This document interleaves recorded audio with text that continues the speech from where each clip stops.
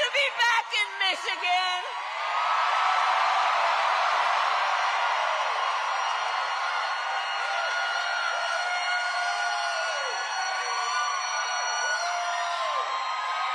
Hey, everybody. Can we hear it for Eric Price?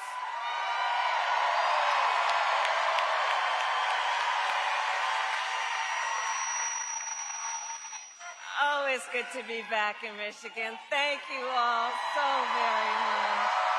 Thank you. Thank you so very much. And Eric Price, thank you for your leadership of UAW 651 and all the work that you do. And I want to thank all the leaders who are here. We got thousands of leaders who are here. And I thank you. Including all our friends in labor, Sean Fain, April Barrett, all of the incredible elected leaders, starting with the Governor Whitmer, who is amazing and is my friend, my dear friend, Mayor Neely, Senator Stabenow, Senator Peters, Representative Slotkin, who we will elect to the United States Senate.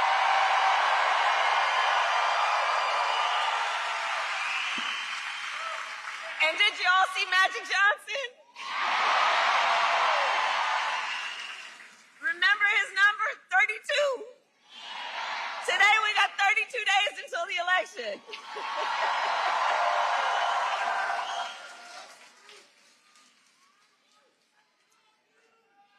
So 32 days.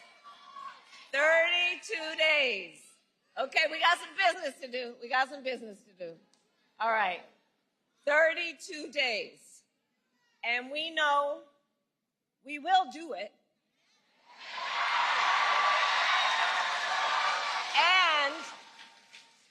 And this is going to be a very tight race until the very end. This is going to be a very tight race until the very end. We are the underdog, and we know we have some hard work ahead. But here's the thing about us. We like hard work. We like hard work. Hard work is good work. Hard work is good work. And with your help in November, we will win. We will win. We are not playing around.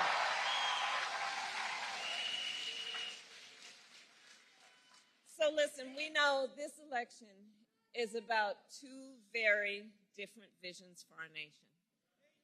One focused on the past, and ours, which is focused on the future.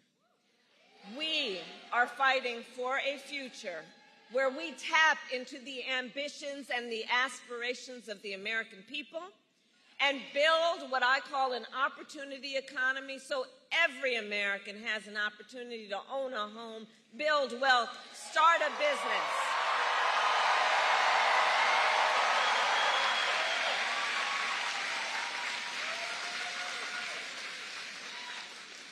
And I'm going to speak about do we have small business owners in the house right here? Right? Okay, so on the economy, I'm just going to spend a minute on small businesses. Because let me tell you, so growing up, our mother often worked very long hours. And so my sister Maya and I, we would go over to Miss Shelton's house.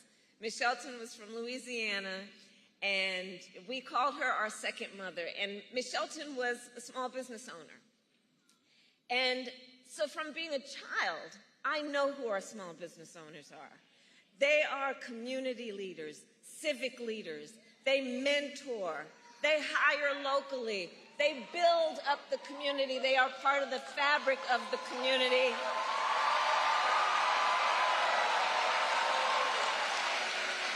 And small business owners are the backbone of America's economy.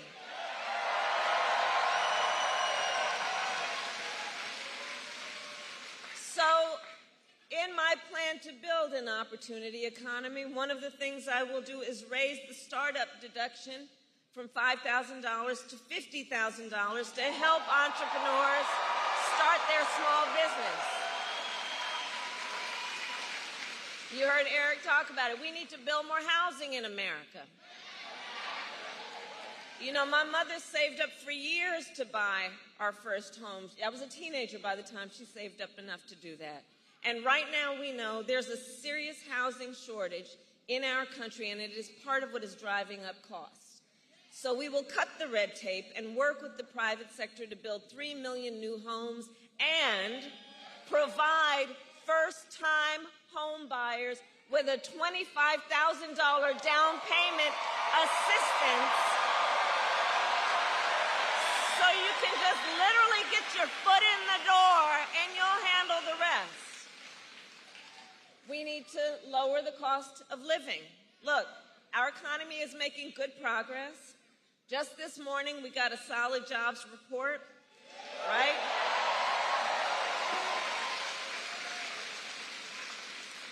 Over 250,000 jobs created last month. Unemployment fell. And just a few weeks ago, the Federal Reserve cut interest rates, which helps.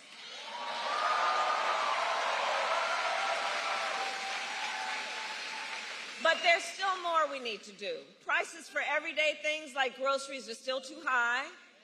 You know it and I know it. And I have a plan on lowering costs on everything from health care to groceries, including taking on corporate price gouging.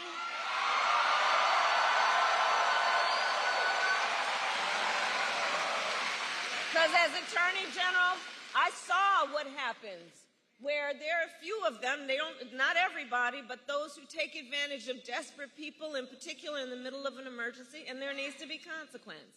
I will give a tax cut to 100 million Americans, including $6,000, extending and expanding the child tax credit. So during the first year of a child's life,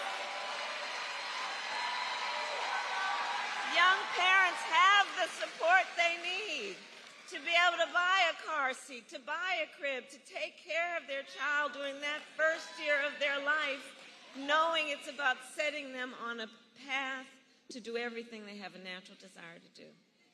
And look, I say all this to say, I will always put the middle class and working families first. I come from the middle class, and I will never forget where I come from. I will never forget where I come from.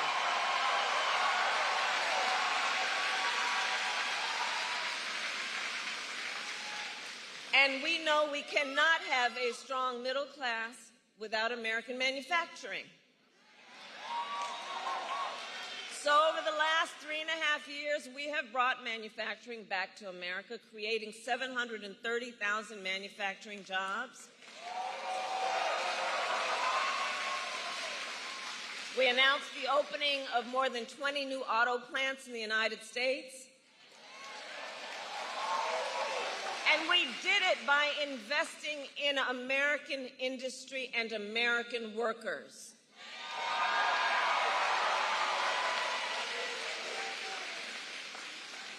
And I will make sure that America, not China, wins the competition for the 21st century.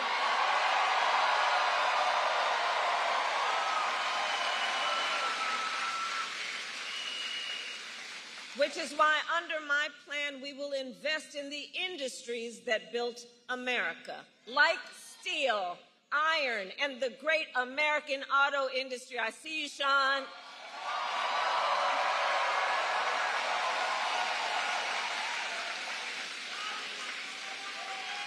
And we will ensure that the next generation of breakthroughs, from advanced batteries to electric vehicles, are not only invented but built right here in America by American union workers.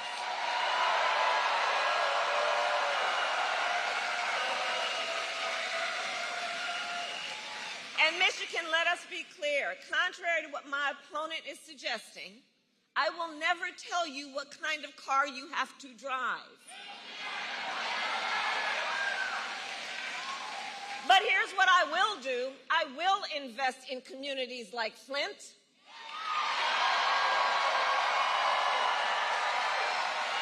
Flint, which helped build the auto industry and the UAW. We will retool existing factories, hire locally, and work with unions to create good-paying jobs, including jobs that do not require a college degree.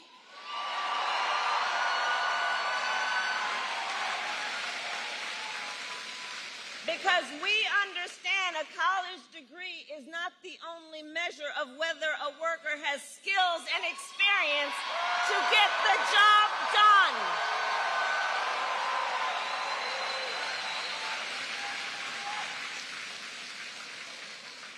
In fact, part of my plan is to outline all of the federal jobs that should not require a college degree and make that clear. And when I'm elected, I'm going to challenge the private sector to take on the same approach.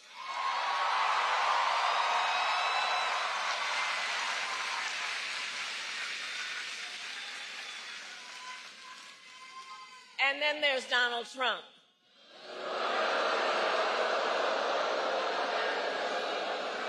So Donald Trump has a very different approach. So Donald Trump makes big promises, and he always fails to deliver. He said he was the only one who could bring back America's manufacturing jobs. Remember that? And then America lost nearly 200,000 manufacturing jobs when he was president, including tens of thousands of jobs in Michigan. And those losses started before the pandemic, making Donald Trump one of the biggest losers of manufacturing jobs in American history.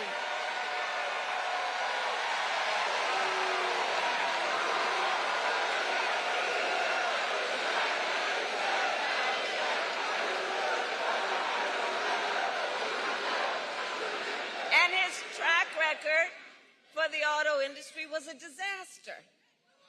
He promised workers in Warren that the auto industry would, I'll quote, not lose one plant during his presidency.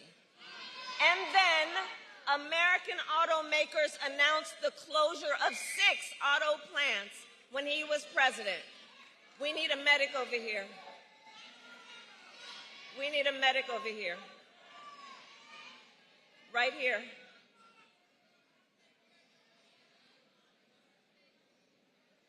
Okay, can everyone part so the medic can come through, please?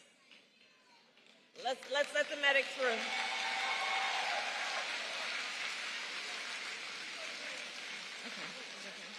Okay.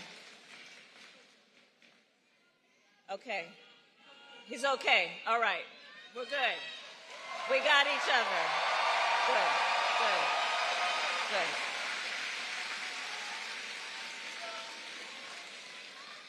So, remembering again what Donald Trump talked about versus what he did, then American automakers announced the closure of 6 plants when he was president, including General Motors in Warren and Stellantis in Detroit. Thousands of Michigan auto workers lost their jobs. And when it came to building the cars of the future, Donald Trump sat on the sidelines and let China dominate. And then he talks down to American workers, saying we can't compete with Chinese workers.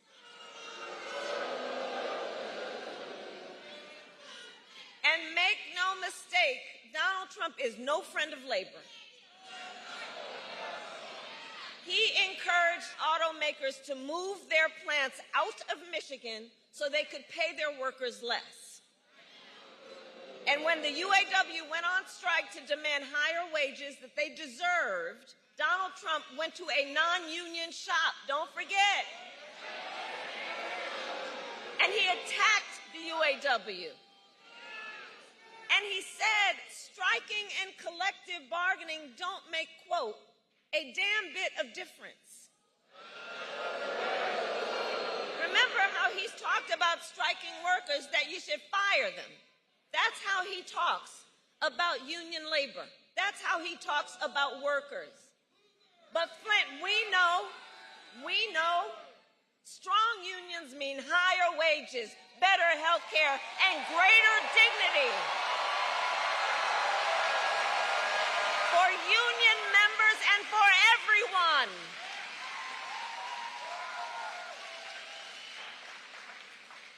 And on top of all of that, Donald Trump signed a $2 trillion tax cut that mostly went to the wealthy and big corporations, not to working people. And now he is making the same empty promises to the people of Michigan that he did before. But we will not be fooled. We will not be gaslighted.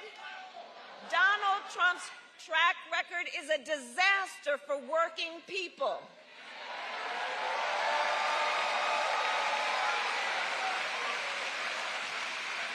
And if he wins again, it will be more of the same. Check this out. 2 days ago, his running mate, maybe you saw that. No, but how about that Tim Walz, by the way?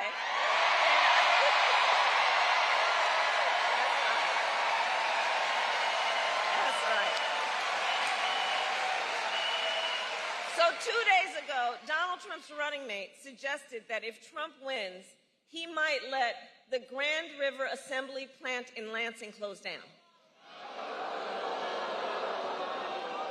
The same plant that our administration helped save earlier this year, along with 650 union jobs.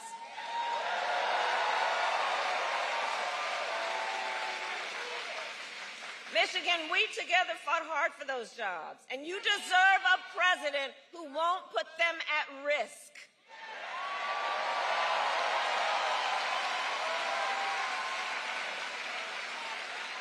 And for anybody watching, if you want to learn more about Donald Trump's plans, just Google Project 2025. It is a detailed and dangerous blueprint for what he will do if he is elected president. Donald Trump will give billionaires and corporations massive tax cuts, attack unions, cut Social Security and Medicare, and impose a Trump sales tax, a 20% tax on everyday basic necessities, which will cost the average family nearly $4,000 a year. And on top of all this, Donald Trump intends to end the Affordable Care Act. Even after he tried to repeal it time and time again when he was president, and still has no plan to replace it. You watched the debate. You watched the debate. You saw that. He said he, quote, has concepts of a plan. Concepts. No, I have said that I do believe he is an unserious man. And the consequences of him being president again are absolutely critically serious. Because think about it, even on health care, he has a concept of a plan, so he's going to threaten the health insurance of 45 million people in our country based on a concept? To take us back, you remember that? When insurance companies could deny people with pre-existing conditions? Remember what that was like? Well, Michigan, we are not going back. We are not going back. We're not going back. We are not going back. No, we are not going back. No. Because we will move forward. Ours is a fight for the future. Ours is a fight for the future, and ours is a fight for freedom.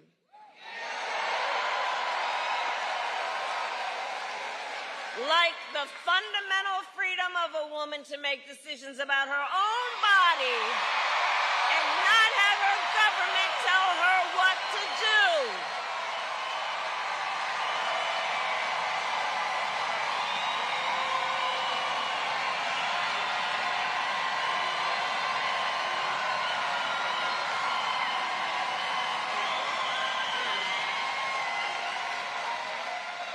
And these 32 days out from the election, it's important that we remind people how we got here. Donald Trump handpicked 3 members of the United States Supreme Court with the intention that they would overturn Roe v. Wade, and they did. And now more than 1 in 3 women in America lives in a state with a Trump abortion ban. Many with no exceptions, even for rape and incest, which is immoral. And when Congress passes a bill to restore reproductive freedom,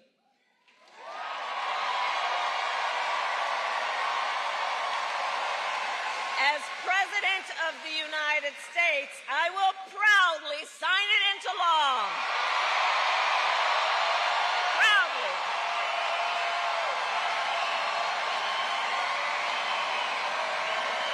And here's what I want to say.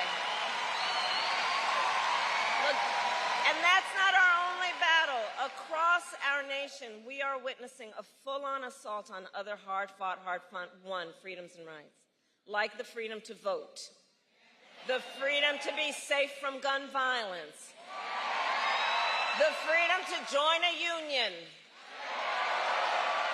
the freedom to love who you love openly and with pride, and the freedom to breathe clean air and drink clean water. Flint, you know all too well, Flint, that clean water should be a right for everyone, not just for the people who can afford it. And as president, I will continue to work with communities like Flint to ensure you not only have clean water, but the opportunity to recover economically and thrive.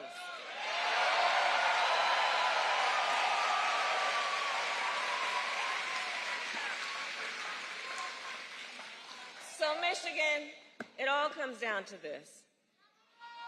We are all here together because we know what is at stake, and we love our country. We love country. We love our country.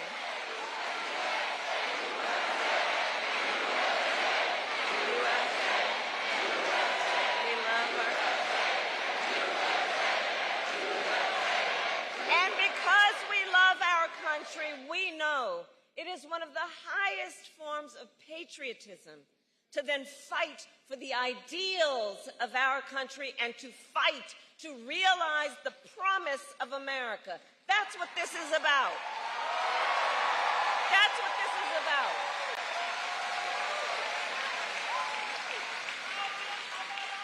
So, Election Day is in 32 days. And already nearly 2 million ballots are in the hands of Michigan voters alone.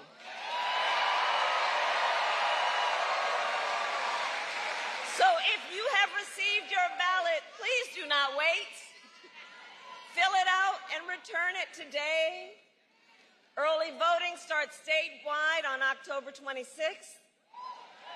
And now is the time to make your plan to vote. Because, folks, the election is here. The election is here.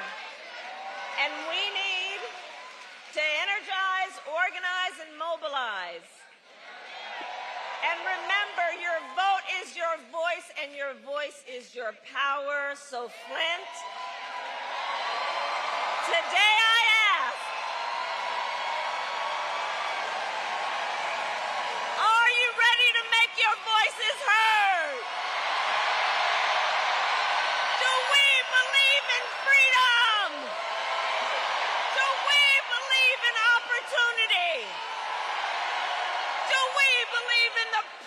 Of America. And are we ready to fight for it? And when we fight, we win. God bless you, and God bless the United States of America.